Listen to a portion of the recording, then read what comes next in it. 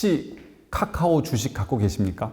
잠 못 주무시죠? 17만 원까지 올랐던 카카오 주가가 2달 사이인가요? 뚝 떨어져서 지금 12만 원대에 머물고 있어가지고 속상한 분 많으실 겁니다. 카카오 좋은 기업이죠. 한 2달 전, 연초부터 시작해서 한 2달 전까지는 굉장히 칭송받는 기업이었었습니다. 사회 봉사 활동도 많이 하고 기부도 회장이 많이 한다고 하고 또 혁신적인 기업이라는 소리를 인식을 많이 갖고 있었는데 어느 날 갑자기 분위기가 아주 싸해지면서 카카오페이는 금융소비자보호법에 적용을 받는다. 그래서 각종 규제가 커지면서 사업 모델도 흔들리고 해서 상장 일정이 지금 11월로 연기가 돼가지고 지금 아마 상장이 진행되고 있는 거 아닌가 이렇게 생각이 되고 있고, 카카오 모빌리티 역시 골목 상권을 침해한다고 해서 사업을 줄이고 있고, 또 상장을 하려고 하는데 지금 주관사도 지금 선정을 못하는 그런 상태에 있습니다. 그럼에도 불구하고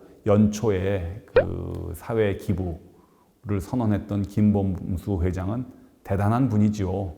흑수저로 태어나가지고 지금 기부왕까지 이르렀는데, 오늘 그래서 그 카카오 이야기를 좀 해보려고 합니다. 아니, 미국의 카카오를 한번 이야기해 보려고 합니다.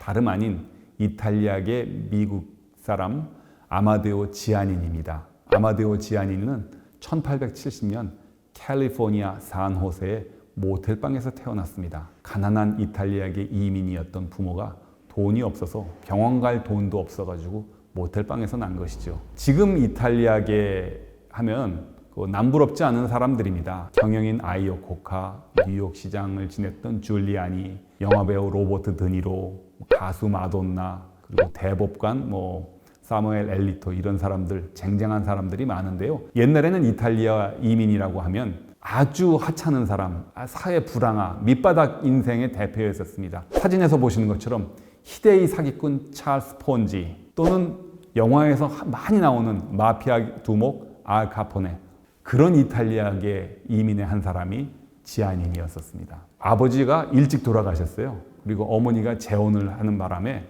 그 새아버지를 도와주려고 초등학교 때 학교 수업 끝나면 과일 장사 했습니다. 그 고등학교를 마치고 나서는 이 집 저 집 돌아다니면서 과수원을 돌아다니면서 캘리포니아 포도밭도 많고 과일 잘 되잖아요. 거기서 농약 외판원을 했어요. 30살이 되었을 때 결혼을 했습니다. 장인이 야, 너 일자 무식인 거 다 알고 힘들게 살아온 거 다 아는데 이제는 좀 한 군데 엉덩이 붙이고 장사 좀 하지 그래. 장인하고 돈을 합쳐가지고 캘리포니아 샌프란시스코에 리틀 이탈리아라는 그 이탈리아 사람들이 모여 사는 동네죠. 리틀 이탈리아에 콜럼버스 S&L 저축은행입니다. 점포가 하나밖에 없는 작은 영세한 저축은행을 만들어가지고 이탈리아계 이민들, 여기 아무도 받아주는 데 없는 이탈리아 사람들을 상대로 대부업을 합니다. 그 이름을 뱅크 오브 이탈리라고 지었습니다. 뱅크 오브 이탈리는 로마에 있는 이탈리아 중앙은행인데 그 이름과 비슷하게 이제 이탈리 은행이라는 이름을 만들었는데, 사진에서 보시는 것처럼 무슨 영화 대부에서 나오는 그런 분위기 아닙니까? 음식점하고 같이 있었던 것 같은데 그런 아주 조그만 구멍가게를 차려요. 장사가 잘 되는 것까지는 좋은데 곧 1906년 샌프란시스코 대지진이 닥칩니다. 자기한테 돈 빌려갔던 사람 다 망했죠. 자기한테 돈 다 날렸다 하고 주저앉고 있다가 생각을 합니다. 폐허가 된 길거리에 천막을 치고 있는 사람한테 돈 받아낼 생각을 하지 말고 지금까지 장사를 잘해왔다면 사업 내용을 보고 돈을 더 대주자. 그것도 무담보로. 그래서 길거리에서 무담보 신용대출을 시작합니다. 얼굴 한번 보고 사인만 받고 이렇게 대출을 해요. 그런 모험을 하는 금융기관은 없었거든요. 장사가 갑자기 더 잘 됩니다. 그 다음에는 1907년 금융대공황이 옵니다. 그때 동부에 있었던 금융기관들은 다 망했어요. 주식을 담보로 대출을 했었는데 그게 잘못되니까 와르르 무너졌는데 뱅크 오브 이탈리는 그렇지 않았습니다. 그 사람이 무엇을 가졌느냐, 그걸 보지 않고 그 사람이 지금 무슨 일을 하느냐, 그걸 보고 대출을 했거든요. 그게 이 사람의 사업 수완이었었습니다. 담보대출이 중요한 게 아니고 가능성을 보고 대출해준다. 그러면서 점포를 점점 늘립니다. 그때까지만 하더라도요, 미국이 컴퓨터도 없었고 그래가지고 미국 은행들이요, 점포 하나만 갖고 있는 은행들이 많았었습니다. 그걸 유닛 뱅킹 시스템이라고 하는데 지아니는 생각을 바꿉니다. 여기저기 점포를 늘여놓고 캘리포니아에서도 샌프란시스코 경제 사정이 다르고 로스앤젤레스 다르고 저 아래 또 다르고 그런데 그걸 지점으로 연결을 하자 해서 브랜치 뱅킹을 시작을 해요. 혁신이죠. 그 당시에 그런 생각하는 사람 많지 않았었습니다. 그리고 미국이 그 당시에는 내셔널 뱅크하고 스테이트 뱅크하고 나눠져 있었어요. 내셔널 뱅크는 연방 정부가 설립을 인가하는 은행이라서 규제가 좀 많았고 스테이트 뱅크는 주정부가 설립을 인정하는 것이라서 우리나라로 치면 새마을금고, 신협저축은행 정도였었습니다. 그래서 이 지아니는 생각을 해가지고 규제 차익을 이용해서 어디에다가는 스테이트 뱅크를 만들고 어디다는 내셔널 뱅크를 만들고 이렇게 해서 사업을 점점 늘려나가는데 이게 규제 당국에서 보기에는 이게 문어발식 경영이거든요. 너는 하나만 잘하지 뭘 이렇게 여러 개를 하려고 그러고 골치 아프게 하느냐 비난을 많이 받습니다. 그럼에도 불구하고 사업사원을 벌려가지고 신용대출을 하면서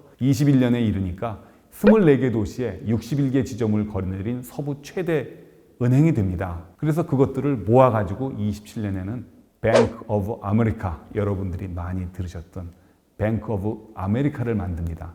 뱅크 오브 이탈리가 뱅크 오브 아메리카가 돼서 더 이상 이탈리아계 이민만 받는 것이 아니고 전 미국 사람을 상대로 하는 큰 은행으로 만든 것이지요. 아까도 말씀드렸지만 규제 당국, 미 연준이 보기에는 그거 영 떨떠름한 일이거든요. 그 은행이 너무 커가지고 파산이 잘못되면 미국 시스템 전체가 또 흔들리잖아요. 1907년 금융공황처럼.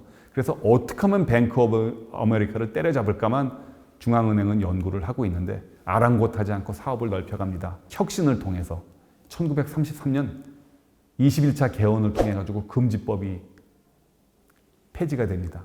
그러면 사람들이 뭘 마시죠? 와인. 와인을 마시면 포도밭 잘 되겠죠. 포도밭 대출을 합니다. 그 와이너리를 상대로. 그때 이제 세계대전이 끝나고 난 다음에 사람들이 뭐 소득도 많지 않은 상황에서 엔터테인먼트를 찾아요. 영화, 월트 디즈니, 20세기 폭스사, 콜롬비아 영화사, MGM사, 유나이티드 아티스트사 이런데 대본만 보고 대출을 합니다. 그 당시에 은행들은 생각하지도 못했던 방법인데요. 그렇게 해서 만들어진 영화가 그 유명한 백설공주와 일곱 난쟁이입니다. 대본 하나만 보고 이거는 대박이 터질 거야. 피노키오, 이거는 우리 조상이 살았던 이탈리아 영화잖아. 그리고 돈을 대출해줘서 피노키오 이런 영화를 만듭니다. 다른 은행들은, 동부에 있는 은행들은 그런 생각들을 하지 못했죠. 다른 생각을 합니다. 뱅크 오브 아메리카의 뿌리는 서민금융이다. 그래서 정부가 그 당시에 못 사는 사람 쿠폰 나눠줬었어요. 우리나라는 동사무소에 있고 동사무소에 소속돼 있는 사회복지사가 가가호고 다니면서 할머니, 고아들한테 그 식권 나눠주지 않습니까? 미국에는 그런 게 없으니까 뱅크 오브 아메리카가 수지 타산도 안 맞는데 전국에 있는 뱅크 오브 아메리카 지점이 그 일을 하겠다. 가난한 사람들 에어컨 펑펑 나오는 우리 은행으로 오세요. 하고 찾아오는 사람 한 사람 정부, 연방 정부가 지급하는 쿠폰, 푸드 쿠폰을 나눠줍니다. 그러면서 몇 번지에 누구는 자식이 4명인데 애 고등학교를 보내고 싶어 하는구나. 어느 집은 대학 등록금이 없구나. 서민들의 생활을 다 손금 보듯이 파악을 합니다. 그게 곧 사업 모델이었던 것입니다. 그런 혁신적인 방법을 통해 가지고 서민들하고 그 스킨십을 넓혀갑니다. 그 밖에 그 뱅크 오브 아메리카가 일으켰던 여러 가지 금융계의 혁신은 말할 것이 없이 많습니다.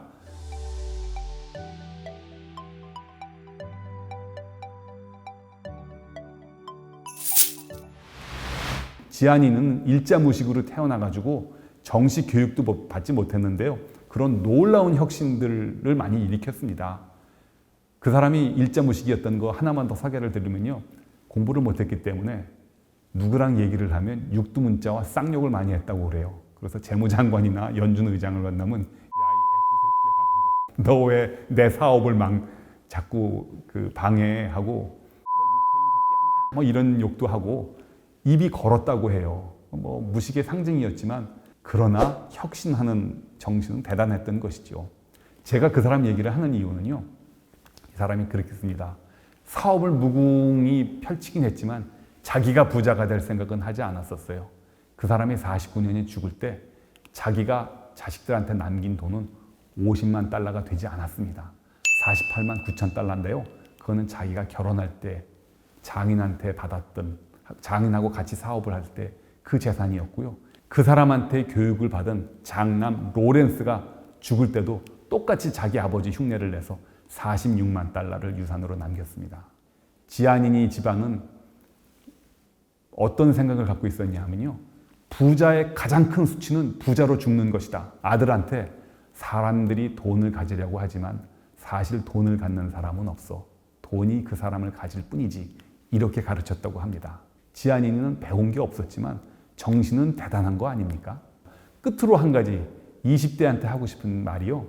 지아니니도 샌프란시스코 대지진이 났을 때 주저앉았었습니다. 내 돈 다 날리는 거 아니냐. 그러나 좌절하지 않았습니다. 이 생망, 이번 생은 망했다. 영끌, 영혼까지 끌어모아서 빚을 얻어서 투자하자. 그런 말을 몰랐었고요. 그 다음에 비투 이런 것도 몰랐었고요. 젊은 사람들 초조하신 거는 아는데 조금 여유를 갖고요. 그 다음에 혁신 이런 거를 생각하시고요. 너무 지금 눈앞에 보이는 금전적 좌절, 금전적 제한에 너무 힘을 빼앗기지 마십시오. 열심히 살다 보면 아마 좋은 길이 열릴 것입니다. 김범수 회장, 미국의 김범수 회장, 아마데오 지아니니 지금 한번 인터넷으로 검색해 보시고 그 사람이 한 일을 한번 생각해 보십시오. 참, 금문교 얘기를 안 했네. 샌프란시스코 상징이 빨간 기둥칠을 한 금문교잖아요. 골든 게이트 브릿지. 그게 엄청난 겁니다. 그게 샌프란시스코 지진도 견뎌야 되고 강풍도 견뎌야 되고 빠른 조류도 견뎌야 되고 무엇보다도 태평양을 드나드는 모든 상선, 어마어마한 군함도 지나가게 만들어야 되거든요.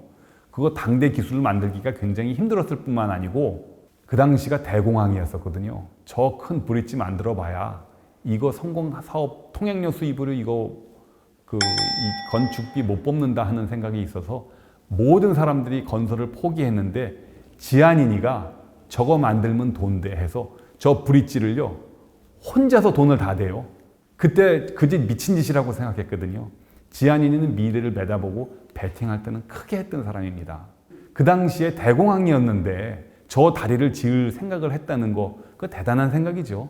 저 다리가 지어지고 난 직후에 대공황이 끝났어요. 지아니니는 한 4년 뒤, 5년 뒤는 내다봤던 사람인 것 같아요. 배우지도 않았던 사람인데 참 대단한 사람이죠.